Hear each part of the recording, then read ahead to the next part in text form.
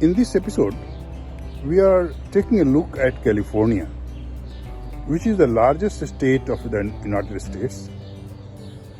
And today, it is deeply impacted by Corona pandemic. We also meet Sonia Taneja, who is a Hindi teacher at Stanford. And Stanford, of course, is part of Silicon Valley. Sonia will talk about how Corona has affected her working style and what changes she has made in her teaching. तो चलिए इसी के साथ हम आपसे निवेदन करते हैं कि आप हमारे चैनल को सब्सक्राइब करेंगे, उसको लाइक करेंगे और अपने विचार हमें भेजेंगे। इस चैनल में हम अमेरिका की राजनीतिक सामाजिक स्थितियों को आपके सामने रखते रहेंगे। इसका हिंदी टेक्स्ट और ऑडियो संस्करण भी हमारे वेबसाइट 21stcenturyhindi.com पे उपलब्ध है।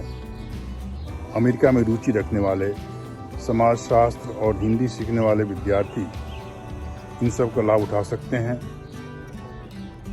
और हमें इसमें जो भी सुधार करने के आपके सुझाव हैं उनका हम स्वागत करते हैं।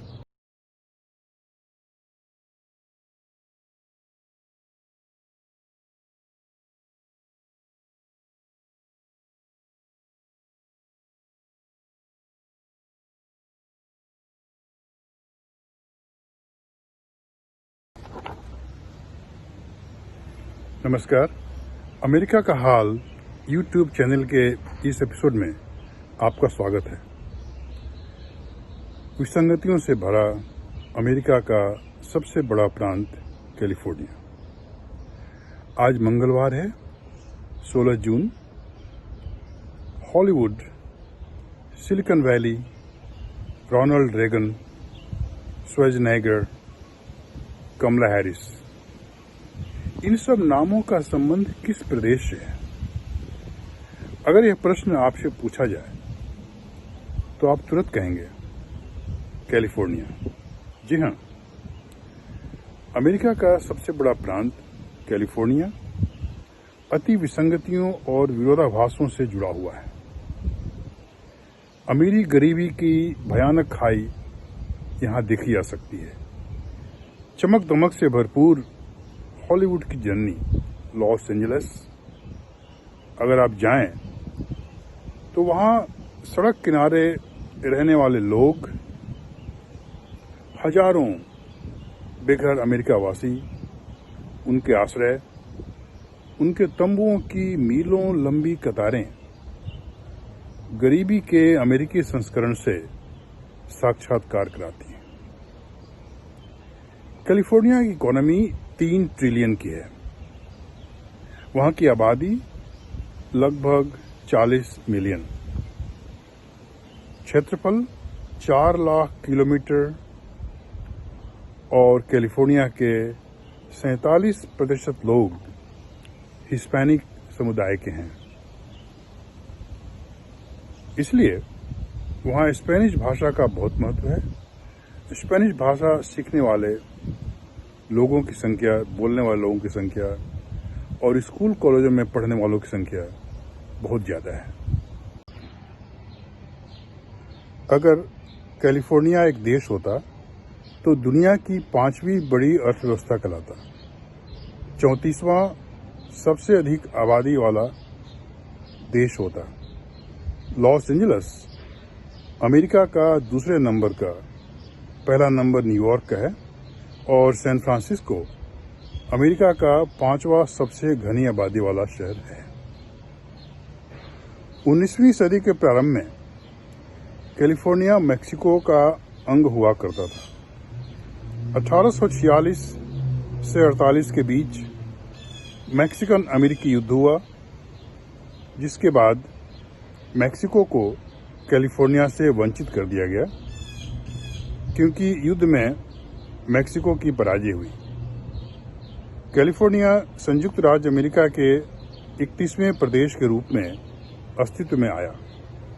उन्हीं दिनों यानी 1848 में वहां सोना मिलने का दौर यानी गोल्ड रश का दौर शुरू हुआ, लेकिन उससे कुछ लोग ही अमीर हुए। बाकी लोगों को निराशा ही हाथ लगी। सोना की लालच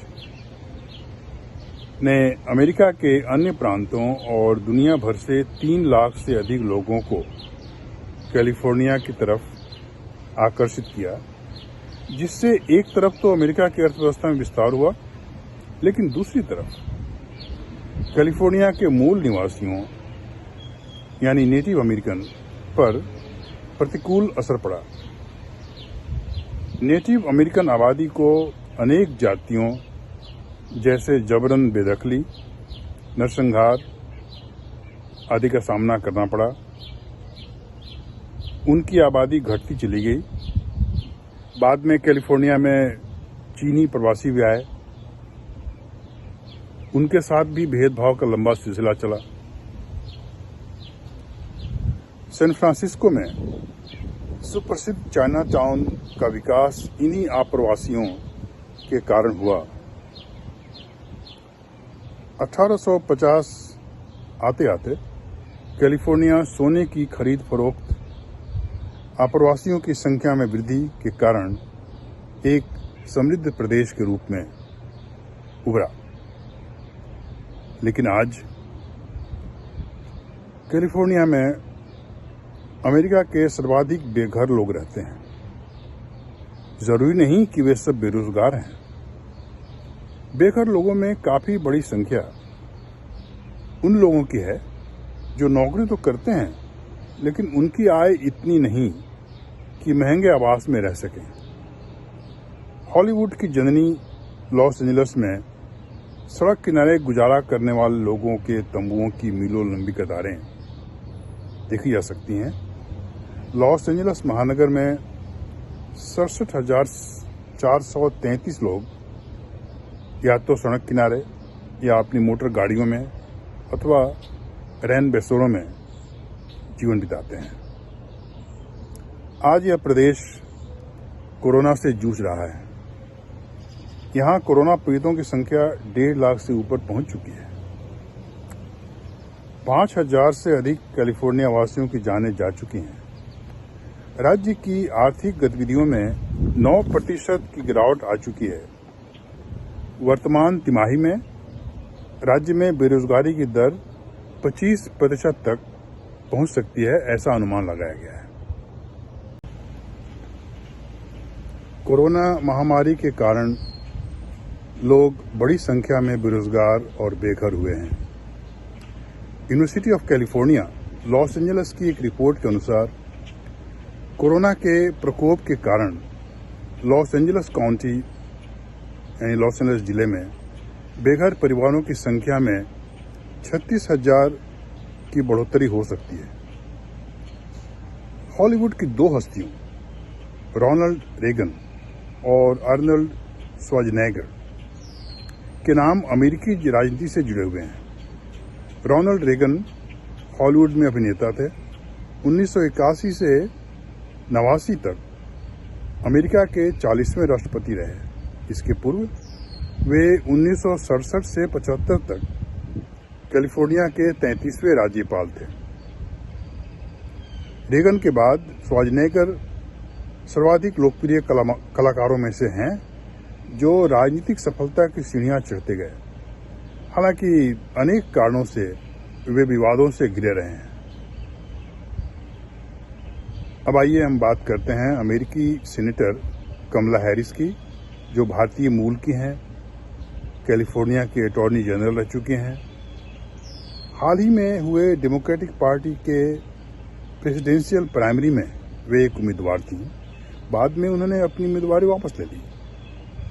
वर्षों तक कैलिफोर्निया में अटॉर्नी जनरल रहने के बाद सन 2017 में कमला अमेरिकी सीनेट में चुनकर आईं। तब वे अमेरिका के इतिहास में पहली भारतीय मूल की सीनेटर थीं और दूसरी अश्वेत सीनेटर। अपनी मां श्यामला की तरह कमला भी नागरिक अधिकारों के लिए लड़ने वाली एक सशक्त नेता के रूप में उभरी है। उत्तरी कैलिफोर्निया के सैन फ्रांसिस्को बे एरिया में सिलिकॉन वैली एक ऐसा इलाका है जिसे हाईटेक मक्का भी कह सकते हैं। सिलिकॉन वैली में प्रौद्योगिकी जगत के आधे से लगभग आधे बिलियनर, अरबपति, खरबपति कह लीजिए, रहते हैं। सिलिकॉन वैली का प्रति व्यक्ति उत्पादन यानी जीडीपी दुनिया भर में दूसरे नंबर पर है। अमेरिका के प्रतिष्ठित शिक्षा संस्थानों में एक स्टैनफोर्ड का नाम है, जिसका कैंपस भी सिलिकॉन वैली में है, वहाँ के पालो आल्टो नगर में। और स्टैनफोर्ड का संबंध नोबेल पुरस्कार से इस प्रकार है कि वहाँ से जुड़े 83 यानी 83 प्रोफेसर, शोधकर्ता नोबेल पुरस्कार जीत चुके हैं। स्टैनफोर्ड के व्यावसायिक उद्यमियों ने अनेक बड़ी कंपनियों को जन्म दिया है, जिससे लाखों लोगों को रोजगार मिला। तो ये थे कैलिफोर्निया की कुछ विशेषताएं। अब आइए हम आपकी मुलाकात स्टैनफोर्ड की हिंदी शिक्षक सोनिया तनेजा से करवाते हैं और उन्हीं से सुनते हैं कोरोना ने उनकी जीवन शैली, उनकी शिक्षण पद्धति को कैसे प्रभावित किया और उन्होंने अपनी शिक्षण पद्धति में कैसा परिवर्तन किया। सोनिया जी। तो सोनिया जी, मैं ये चाहूँगा कि आप अपना परिचय दें। स्टैनफोर्ड में आप पढ़ाती हैं और उसका अनुभव आप थोड़ा सा बयान करें कुछ मिनटों में, और आपके पढ़ाने के तरीके में, लोगों के रहन सहन में वहाँ कैलिफोर्निया में कोरोना के कारण जो बदलाव आया है उसके बारे में थोड़ा बताएं हमारे दर्शकों को। तो नमस्ते, और मुझे अपने YouTube चैनल पर आमंत्रित करने के लिए आपका बहुत बहुत धन्यवाद। मैं पहले कोलंबिया यूनिवर्सिटी में हिंदी पढ़ाती थी। मैं सुषम बेदी जी की शिष्या थी, और उसके बाद मैंने रक्षा भाषा संस्थान यानी डिफेंस लैंग्वेज इंस्टीट्यूट में हिंदी पढ़ाई, असिस्टेंट प्रोफेसर ऑफ हिंदी के रूप में। और उसके बाद थोड़ी देर यूसी बर्कली में पढ़ाने के बाद अब मैं स्टैनफोर्ड यूनिवर्सिटी में हिंदी की प्राध्यापिका हूँ। और यहाँ पर हम भारतीय अमेरिकी और अमेरिकी छात्रों दोनों को, ग्रेजुएट और अंडर ग्रेजुएट दोनों को हिंदी पढ़ाते हैं। ये जो छात्र हैं ये कई विषय पढ़ रहे होते हैं, जैसे कंप्यूटर विज्ञान या इतिहास, मानव विज्ञान, ऐसे कई विषय पढ़ रहे होते हैं। और अपनी लैंग्वेज रिक्वायरमेंट पूरा करने के लिए या हिंदी में उनकी दिलचस्पी है भारत में शोध करने के लिए, उनके लिए उन वजहों के लिए ये हिंदी पढ़ते हैं। इधर स्टैनफोर्ड में हिंदी पढ़ाने में ये है कि हम सभी भाषा कौशल पर ध्यान देते हैं, जैसे सुनना, पढ़ना, लिखना, बोलना, शब्दार्थ, संस्कृति और व्याकरण, ये सभी भाषा कौशल पर ध्यान है। और पेंडेमिक यानी महामारी जो ये फैली है, इससे पहले तो मैंने ये देखा कि छात्रों को प्रेरित करना बहुत आसान था, बहुत सरल था। हम आपस में मिलते थे और किताबों से और बातचीत से एकदम सरल तरीके से हिंदी हम सीख पा रहे थे। और महामारी के बाद ऐसा हुआ कि एकदम पाठ्यक्रम और सारी सामग्री ऑनलाइन परिवर्तित करनी पड़ी। ये हमें 1 या 2 सप्ताह में सब कुछ तुरंत बदलना पड़ा। इसके कारण कई चुनौतियां आई। छात्र अलग अलग टाइम जोन में थे, सिर्फ ऑनलाइन था तो सब कुछ सीमित था। और अब सब हम कौशल ऑनलाइन किस तरह से अच्छे तरीके से कुशल पूर्वक पढ़ा सकते हैं, ये थोड़ा सा चुनौतीपूर्ण था। हमने फिर ऐसा किया कि उसमें एसिंक्रोनस और सिंक्रोनस में उसको बांटा, हमारे पाठ्यक्रम को। यानी जो काम छात्र अपने समय में कर सकते हैं, जैसे कुछ सुनकर अभ्यास कर सकते हैं, या किसी व्याकरण की चीज़ों को खुद पढ़कर जो अभ्यास कर सकते हैं, वो हमने उनको वैसे ही। और सिंक्रोनस यानी जैसे बोलने का अभ्यास है या पढ़ने का अभ्यास है, जिसमें उन्हें एक फैसिलिटेटर या शिक्षक की ज़रूरत है, तो वो हमने ऑनलाइन फेस टू फेस रखा। सो इस तरह से इन दोनों को इस तरह से बाँटने से हमें ज़्यादा फ़ायदा हुआ, और छात्रों को भी ज़्यादा समय मिला इन सब भाषा कौशल का अभ्यास करने के लिए। सो अब तक तो मैंने यही देखा है। हाँ, मुझे पता है कि विश्वविद्यालयों में पहले से ही भाषा शिक्षण में जो ऑनलाइन उसका अंश है, उसका समावेश है, और रियल टाइम पे पढ़ाने का भी आप लोगों का अनुभव है। अब कैलिफोर्निया की जहाँ तक स्थिति है, और वो और प्रदेशों से अलग है। कैलिफोर्निया बहुत बड़ा प्रदेश है, और वहाँ पर गैर अंग्रेजी भाषी लोगों की संख्या भी काफ़ी है। मैं समझता हूँ कि जो हिस्पैनिक पॉपुलेशन है, कितने 47% है मेरे ख्याल से। इस दृष्टि से हिंदी के शिक्षक के रूप में वहाँ पर किस तरह का अनुभव है आपका, एज ए भारतीय मूल के होने के रूप में और हिंदी शिक्षक के रूप में? इस पर थोड़ा आप प्रकाश डालिए। वहाँ कई हिंदी शिक्षक हैं विश्वविद्यालयों में, जैसे यूसी डेविस में, यूसीएलए, बर्कली और स्टैनफोर्ड। पर ये है कि हम सब आपस में एक दूसरे से बातचीत नहीं कर रहे, तो थोड़ा अकेलापन सा महसूस होता है कि जैसे आप खुद ही लगे हुए हैं हिंदी को आगे बढ़ाने में, और जैसे आप अकेले हैं इस संघर्ष में, ऐसा महसूस होता है। तो मैं सोच रही थी कि कुछ ऐसा करें कि हम सभी जो विश्वविद्यालय में पढ़ाते हैं, वेस्ट कोस्ट पे या ईस्ट कोस्ट पे, जो भी है, आपस में हम बातचीत करें, वर्चुअल, या जब सब कुछ खुल जाता है लॉकडाउन के बाद, इन पर्सन भी हम सब मिल सकते हैं और अपने विचारों का आदान प्रदान कर सकते हैं। ये तो बहुत जरूरी है, और आपने एक ऐसे पक्ष की तरफ इशारा किया जो कि हिंदी शिक्षकों के लिए और हिंदी के प्रचार प्रसार में जुटे हुए लोगों के लिए भी बहुत ही आवश्यक है और ध्यान देने की बात है। कारण यह है कि अमेरिका में हम जो वास्तविक जीवन में हमारे विद्यार्थी क्या अनुभव करें, उसको ध्यान में रख के हम अपने पाठ्यक्रम बनाते हैं। और इसलिए एक तो ये है कि जो विद्यार्थी आते हैं विश्वविद्यालयों में, क्या हाल स्थिति आप जानती हैं ज़्यादा, लेकिन सामान्य तौर पर मेरा ऐसा मत है कि हिंदी सीखने वाले विद्यार्थियों की संख्या पहले से कम होती जा रही है। अगर ये सिलसिला चलता रहा तो हिंदी की मांग और हिंदी शिक्षकों की जो स्थिति है और कमजोर होगी। हालांकि हम कोशिश ये कर रहे हैं इसको और मजबूत करें। तो ये एक अलग पहलू है जिस पर हम बात करेंगे।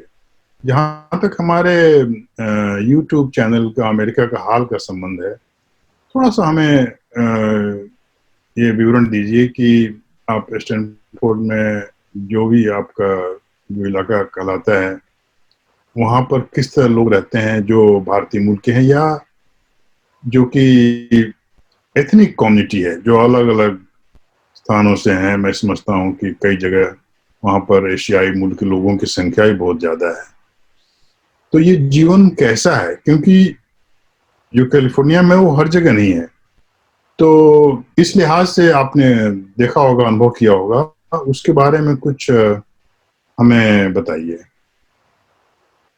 सो कैलिफोर्निया में कई एशियाई मुल्कों से लोग हैं, जैसे चीन, वियतनाम, अम, और कोरिया, इस तरह से। और दक्षिण भारत से भी बहुत लोग हैं। सो हिंदी की मांग इतनी ज्यादा नहीं है। सो यूसी बर्कली में जो प्रोग्राम है उसमें भारतीय मूल के लोग ज्यादा हैं। शायद इसलिए कि वो पहले ज्यादा प्रचलित था, या यूसी सिस्टम का हिस्सा है, इसलिए मतलब प्राइवेट यूनिवर्सिटी नहीं है जैसे स्टैनफोर्ड है। तो सो अलग अलग मुल्क से लोग हैं, तो और अलग अलग भाषाओं की मांग है। पर हिंदी की इसलिए कम है मेरे हिसाब से कि लोग समझते हैं कि हिंदी क्यों सीखी जाए जब हम अंग्रेजी में बात कर सकते हैं, और अंग्रेजी का मूल्य ज्यादा है। और हिंदी को उस दृष्टि से कई लोग देखते भी नहीं, जो कि उन्हें देखना चाहिए। सो इसलिए उसकी मांग थोड़ी कम है। पर जहाँ तक आप कह रहे हैं कि छात्र कम हो रहे हैं, और जो फॉरेन लैंग्वेजेस हैं या विदेशी भाषाएं हैं उनकी मांग कम हो रही है, तो वो सभी भाषाओं पर लागू है। एक शोध मैंने पढ़ा था, उसमें ये बताया हुआ था कि सभी विदेशी भाषाओं की मांग अमेरिका में कम होती जा रही है, और हिंदी उन भाषाओं में से एक। महामारी से पहले मैं हर रोज गाड़ी चलाकर दफ्तर जाती थी, और इसमें काफी समय लग जाता था, और थकान भी हो जाती थी क्योंकि दूरियां काफी हैं कैलिफोर्निया में, और गाड़ी के इर्द गिर्द संस्कृति घूमती है वहां पर। तो ऐसा मतलब नहीं है कि सबवे लेकर आप इधर उधर जा सकते हैं, आपको अपनी गाड़ी होना बहुत ही आवश्यक है। चाहे आपने 1 या 2 मील ही जाना हो, उसके लिए गाड़ी आवश्यक है। सो गाड़ी चलाने में काफी थकान हो जाती थी और समय लग जाता था। सो वो समय अब हमारे पास है, क्योंकि हम ऑनलाइन फॉर्मेट में काम कर रहे हैं, तो ऐसा मतलब आना जाना और कम्यूट में जो समय बर्बाद हो रहा था, तो वो अब नहीं होता। तो इसलिए समय ज्यादा है, और छात्र थोड़ा ज्यादा तेजी से काम कर सकते हैं क्योंकि सब कुछ कंप्यूटर पर है। ठीक है। पर उसका मतलब एक नकारात्मक चीज ये भी है कि मैं दफ्तर नहीं जा सकती, और मेरी जो सारी किताबें और कागजात और ये सब हैं, मैं वो ले नहीं सकती। और सो कई चीजें बहुत सीमित हो गई हैं। अब मुझे ऑनलाइन काफी कुछ ढूंढना पड़ता है, क्योंकि दफ्तर में जाकर मैं किताब उठाकर कुछ कॉपी नहीं कर सकती, और उनके साथ साझा इस तरह से नहीं कर सकती। और फिर सब जैसे जूम पर या किसी भी माध्यम से लोग जो आपस में जुड़ रहे हैं सीखने के लिए, पढ़ने के लिए, उसमें हम एक दूसरे का चेहरा देखते हैं और एक दूसरे को सुनते समझते हैं, पर फिर भी ऐसा लगता है कि हम साथ इतना साथ नहीं है। जैसे जब इन पर्सन जब हम मिलते थे, तो ऐसा लगता था कि जैसे हम किसी नए व्यक्ति से मिल रहे हैं, और उसकी ऊर्जा हम महसूस करते थे और वे हमारी ऊर्जा महसूस करते थे। तो अब जूम पर ये है कि हम इतना घुल मिल नहीं पा रहे, और तो थोड़ा सा इस तरह से जैसे हम अलग हैं, और एक ही तरीके से हम एक दूसरे को देख सकते हैं, जो कि हाँ वीडियो स्क्रीन पर। बहुत ही अच्छी बात कही आपने, हिंदी का कुछ काम आगे बढ़ा सके। तो मुझे बहुत खुशी होगी। बहुत बहुत धन्यवाद। बहुत बहुत धन्यवाद। नमस्ते। आपको यह एपिसोड कैसा लगा? अपने विचार अमेरिका का हाल चैनल के बारे में और इस एपिसोड के बारे में हमें ज़रूर भेजिए। हमारे YouTube लिंक पर भी आप भेज सकते हैं, आप ईमेल भी कर सकते हैं। मेरा ईमेल है aoja2008@gmail.com, aoja2008@gmail.com। और इसी के साथ आपसे विदा लेता हूँ। धन्यवाद। नमस्कार।